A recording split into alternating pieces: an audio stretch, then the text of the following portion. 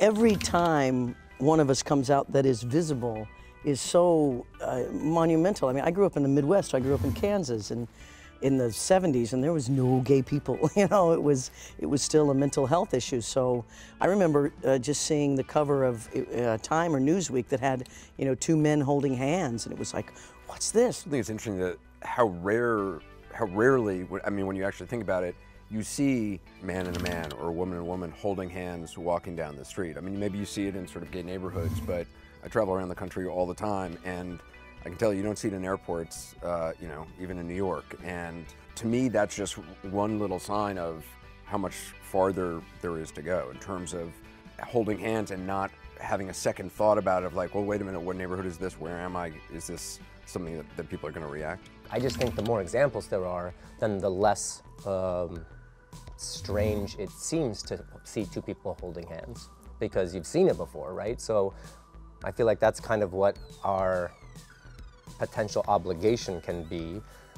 Some people choose to be big activists and really try and move the needle and make a big difference, but other people can just exist.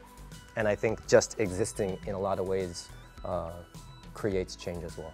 I combed the magazines and searched for someone that I could relate to, and it wasn't until I read James Baldwin's Giovanni's Room in my bedroom by myself that I understood that I could be a gay person of color who was smart and fierce and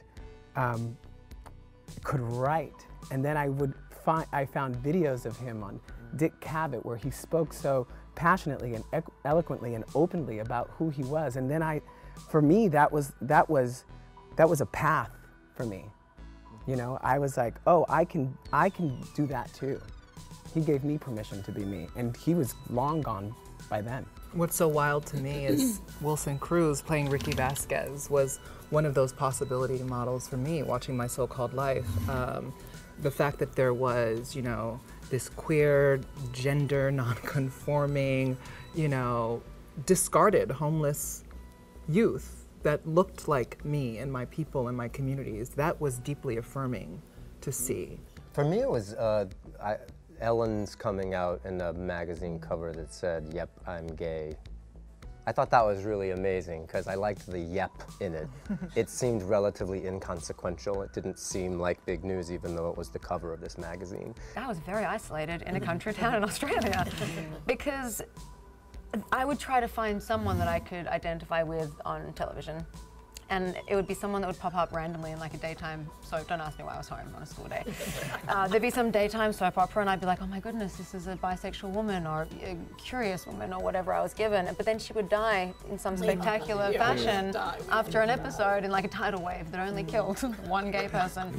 And that would always be devastating, and then I'd stop that show. And really the only one that was consistent was, and it was more of an assumption, is Xena Warrior Princess. And Gabrielle's story. And that was the only, and she was a strong woman, and then this other strong woman, and they needed each other, and they loved each other, and they were gentle, but then they were like, la, la, la, la, la, la. It was everything I needed at that age.